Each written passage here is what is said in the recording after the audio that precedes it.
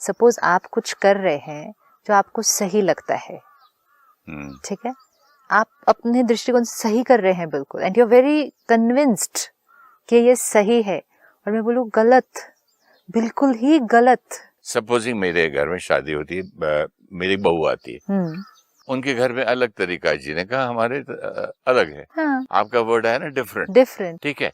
अब वो सुबह निकल के कहीं चले गई, अब मैं ढूंढ रहा हूँ शाम तक, राइट। तो मेरे घर में ये बच्चे आते हैं, पाँव पड़ते, बोलते मैं यहाँ जा रहा हूँ, वहाँ जा रहा हूँ, ये है, तो अब यहाँ रॉन्ग नहीं हुआ। आपके घर में आदत है कि सब लोग बता कर जाते हैं, जी, आदत है, मर्यादा है, संस्कार है, हैबिट है। दूसरा व्यक्ति जो आया है, दूसरी आत्मा जो आई है, उनको आदत नहीं है, राइट। अब हु इज टू जज कि कौन सी आदत राइट है, कि बता के जाना चाहिए या बिना बताए भी जा सकते हैं। जिसको जो आदत पड़ी हुई होती है बहुत समय से, उसको वो ही आदत राइट लगती है। उसको ये समझ नहीं आ सकता कि आप उसको रॉन्ग कैसे बोल सकते हैं। मतलब it's very difficult to conceptualise कि आपने मेरी बात को रॉन्ग कैसे बोल दिया, क्योंकि मैं तो बचपन से या प्रोबेबली कितने जन्मों से एक हैबिट के साथ चल रही हो। जैसे आपके लिए घर से बताकर जाना is such an obvious right, you know. Obvious right मतलब उसके अलावा कुछ और राइट हो ही नहीं सकता है। सिंपल है, इसमें कोई जबरदस्ती नहीं है। जैसे बॉम्बे में उस दिन आप जो सब बॉम्ब बताएंगे ब्लास्ट ना, हो गए, राइट, तो अगर हमको पता चले हमारी बहू या बेटी इस साइड नहीं गई है, ऑपोजिट डायरेक्शन में गई है, तो थोड़ा मन को शांति रहती है। बताकर जाना over a period of time करते करते करते आपके लिए एक नेचुरल राइट हो गया है, और वो इतना नेचुरल राइट होता है कि उसके अलावा कोई और ऑप्शन वो राइट नहीं दिखता है। घर पे कोई नहीं होता है तो मैं अपने कुक को बोल के जाता हूँ कि भाभी जी आएंगे तो बोलना मैं यहाँ गया। राइट, इतना natural way of right living है कि अब अगर कोई नया आया है उस परिवार के अंदर, उसकी अभी वो हैबिट नहीं है, बिना बताए चले जाना उनका एक नेचुरल वे ऑफ राइट है। दिस इज टू बी हो सकता है वो बोले मैंने कभी ये सोचा भी नहीं कि ये भी कोई चीज होती है जैसे दुनिया में, जैसे कि बता आप, के जाना है या बोल के जाना है। Very good. मैंने कभी इमेजिन में नहीं ऐसा होता है क्या दुनिया में, बिकॉज उनके लिए वो इतना नेचुरल वे ऑफ राइट है। ठीक है, अब जैसे आपने इतनी सारी लॉजिक दी कि बता के जाना चाहिए, क्यों, क्योंकि अगर ये हुआ तो हमें पता होना चाहिए, क्योंकि जो हमारा राइट होता है ना, जो हमारे को सही लगता है, हमारे पास उसके पीछे बहुत सारी लॉजिक होती है, बहुत सारी लॉजिक होती है, एंड हर लॉजिक राइट होती है, उसमें भी कुछ रॉन्ग नहीं है, वो हर लॉजिक राइट होती है। लेकिन अगर आप सामने वाले से बात करेंगे ना, तो उसके पास अपनी हैबिट के पीछे भी बहुत सारी लॉजिक है। अब अगर हम रॉन्ग का लेबल लगा दिया और फिर उन्होंने भी हम पर रॉन्ग का लेबल लगा दिया, अब इस रिश्ते के अंदर जो एनर्जी आ जाएगी ना, वो है खींचतान की, रेजिस्टेंस की। अब ऐसा प्रोजेक्ट होगा कि आप उनको अपनी हैबिट की तरफ कन्वर्ट करने की कोशिश कर रहे हैं। कंट्रोल भी हो जाता है। कंट्रोल ही तो है सारा, क्योंकि मेरा मेथड राइट है, you also have to do this. जैसे ये एनर्जी जाएगी तो सामने वाला, क्योंकि कोई कंट्रोल होना या कन्वर्ट होना नहीं चाहेगा कि मेरे तरह से ही चला जाए, ये अगर हम संस्कार पकड़ के रखेंगे तो वो हमारे लिए भी सफोकेटिंग है और दूसरे के लिए भी सफोकेटिंग है, एंड कॉन्फ्लिक्ट नेचुरल हो जाएगा फिर।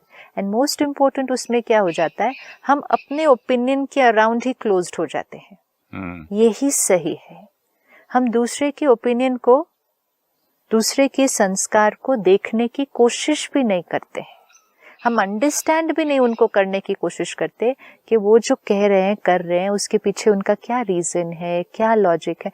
नहीं, वो सही नहीं है। क्यों सही नहीं है? मेरे से मैच नहीं करता।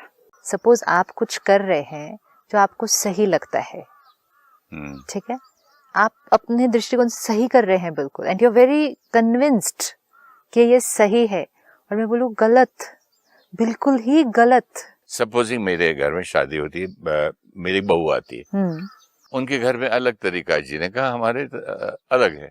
आपका वर्ड है ना डिफरेंट, ठीक है। अब वो सुबह निकल के कहीं चले गए, हम्म, अब मैं ढूंढ रहा हूँ शाम तक। राइट। तो मेरे घर में ये है, बच्चे आते हैं, पाँव पड़ते हैं, बोलते हैं मैं यहाँ जा रहा हूँ, वहाँ जा रहा हूँ, ये है। तो अब यहाँ रॉन्ग नहीं हुआ? परफेक्ट। आपके घर में आदत है कि सब लोग बता कर जाते हैं। जी। आदत है, मर्यादा है, संस्कार है, हैबिट है। दूसरा व्यक्ति जो आया है, दूसरी आत्मा जो आई है, उनको आदत नहीं है, राइट? अब हु इज टू जज कि कौन सी आदत राइट है, कि बता के जाना चाहिए या बिना बताए भी जा सकते हैं।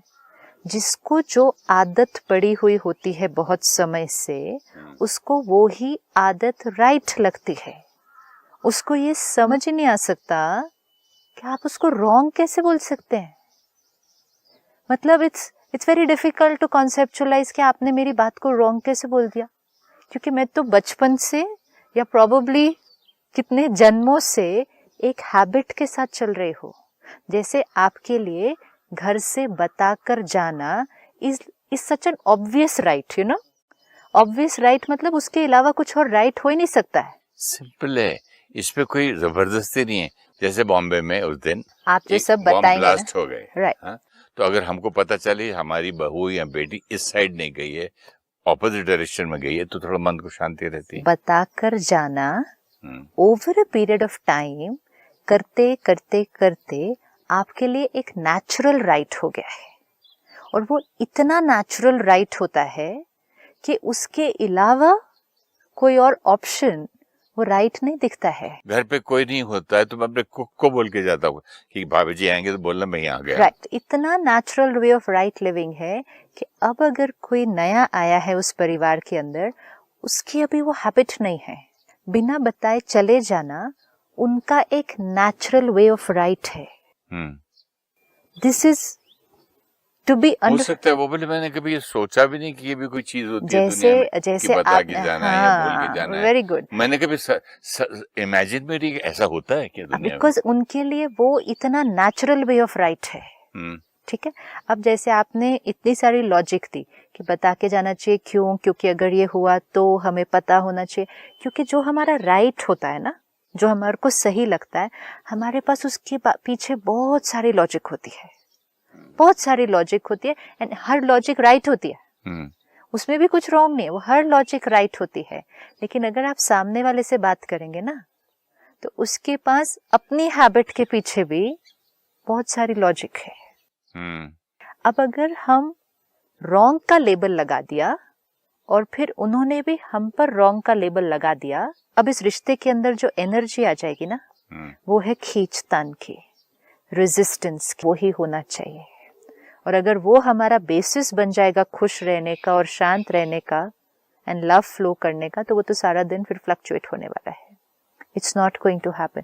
एंड हम हमेशा एक फियर में रहेंगे कि वो कहना मानेंगे या नहीं मानेंगे, because that becomes my stimulant to remain stable. जैसे किसी ने कहना नहीं माना, डिस्टर्ब। और ये एक एडिक्शन है, आदत पड़ जाएगी कि लोग मेरा कहना माने।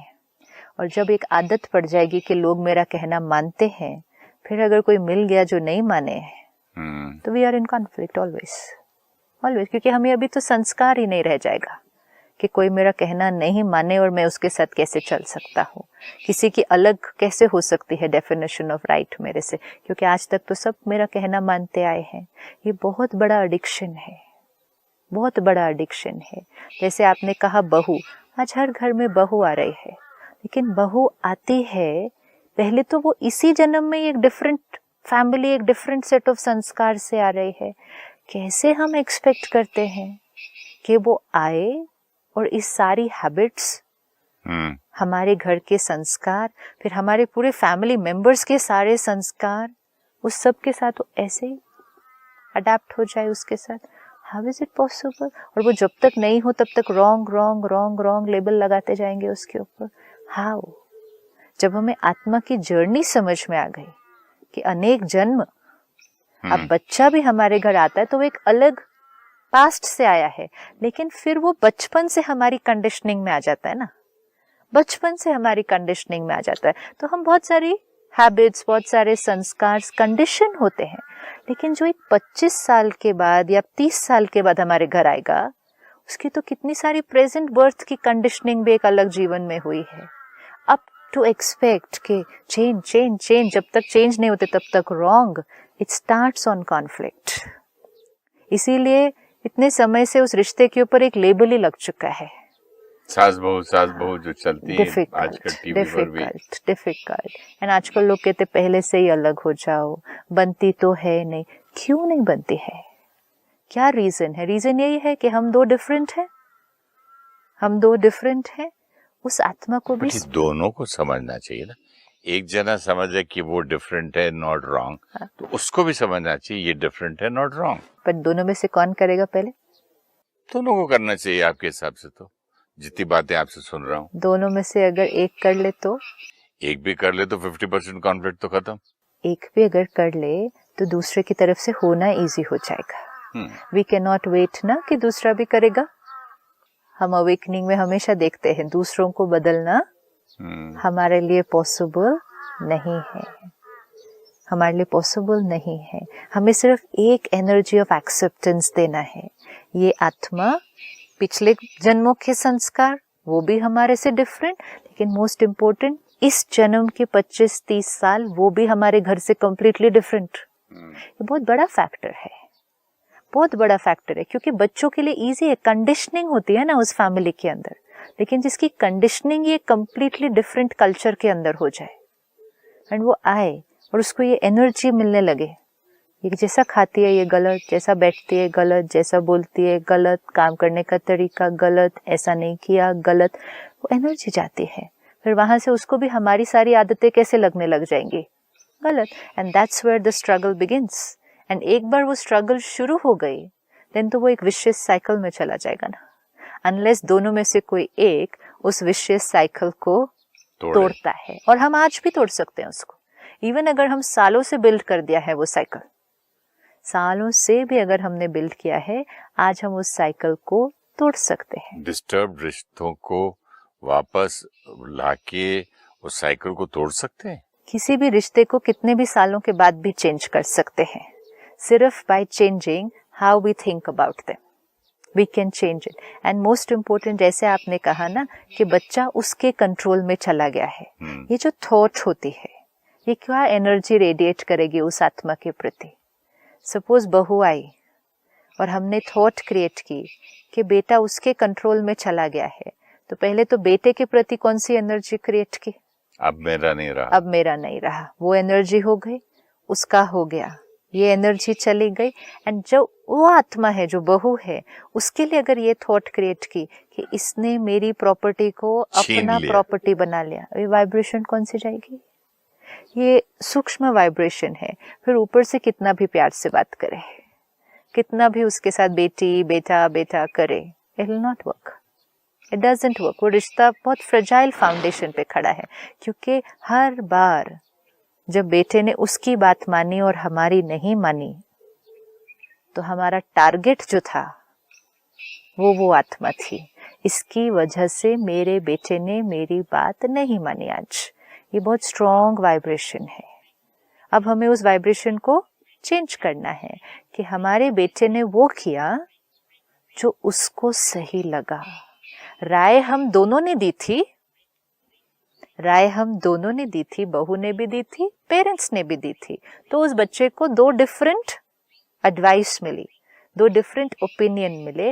वो बच्चा दोनों के कंट्रोल में नहीं है. कोई भी आत्मा किसी के भी कंट्रोल में नहीं होती है. हमें लगता है हम लोगों को कंट्रोल करते हैं क्योंकि लोग हमारा कहना मानते हैं, पर वो कहना इसलिए मानते हैं क्योंकि उनको सही लगी वो बात.